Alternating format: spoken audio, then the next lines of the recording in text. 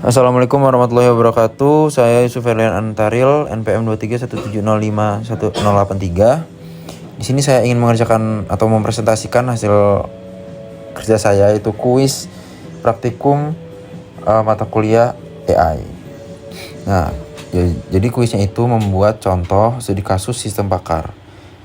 Nah, yang saya buat itu adalah deteksi potensi cuaca ekstrim yang menggunakan metode forward chaining. Saya menggunakan metode forward chaining itu karena saya NPM-nya ganjil. Baik, selanjutnya.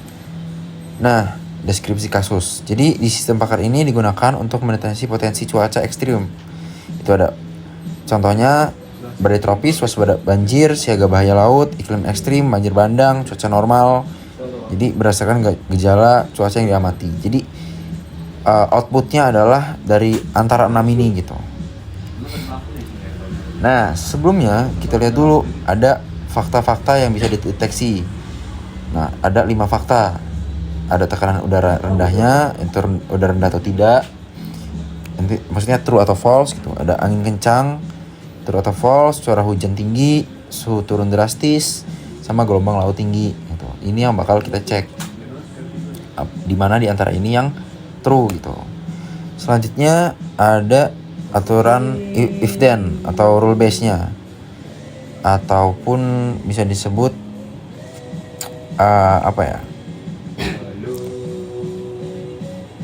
yang akan menghasilkan outputnya dari mana gitu.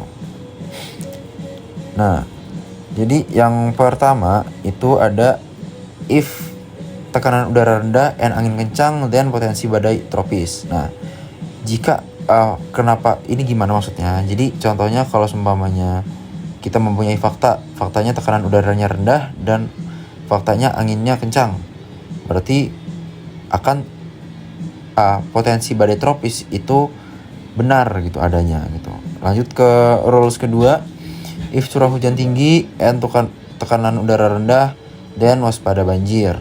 Lalu yang ketiga, if curah hujan tinggi and suhu turun drastis dan potensi banjir bandang.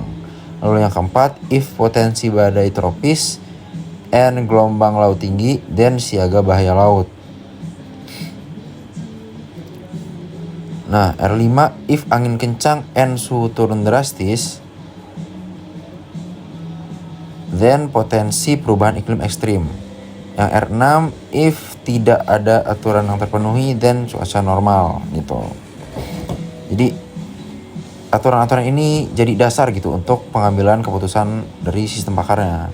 Selanjutnya, nah sebelum kita tahu apa sih forward chaining itu adalah metode yang forward ya. Jadi penalarannya maju gitu dari sistem pakarnya. Jadi kita mulai dari fakta-fakta awalnya yang kita ketahui, baru kita mencari aturan mana yang cocok gitu.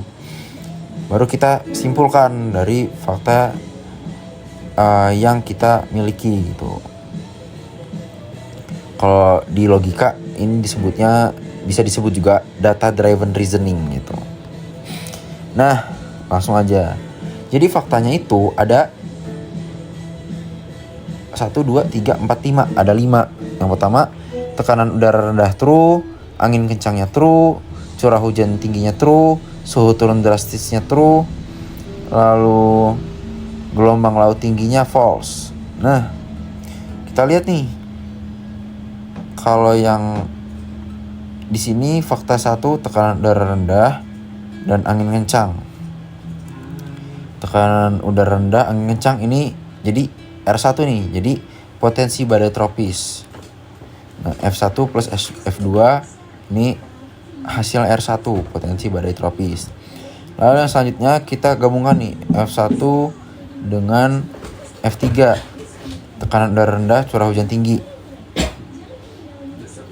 akan menjadi waspada banjir.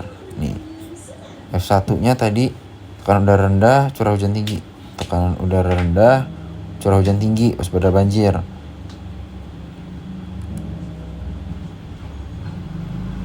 Nah, lalu potensi banjir bandang. Potensi banjir bandang itu curah hujan tinggi, suhu turun drastis. Curah hujan tinggi, suhu turun drastis, ini typo ya. F3 dan F4. F3F dan F4, sorry. Mungkin nanti saya ganti potensi banjir bandang. Lalu yang R5 potensi F2 dan F4, angin kencang dan suhu turun drastis. Angin kencang, suhu turun drastis. Angin kencang, suhu turun drastis, maka potensi perubahan iklim ekstrim. Lalu R4, gelombang laut tidak tinggi. Jadi tidak ada aturan yang cuman menunjukkan kalau false ya. Jadi gelombang laut tidak ada gitu. Jadi kesimpulannya ada 4. Jadi ada potensi badai tropis, ada waspada banjir, lalu potensi banjir bandangnya juga ada, lalu ada potensi perubahan iklim ekstrim. Jadi kesimpulannya adalah menurut saya sih forward chaining ini lebih enak ya daripada yang backward chaining, karena ketika digunakan juga lebih mudah memiliki di saat kita udah punya fakta-fakta awal dan ingin tahu kemungkinan yang terjadi lebih cocok gitu.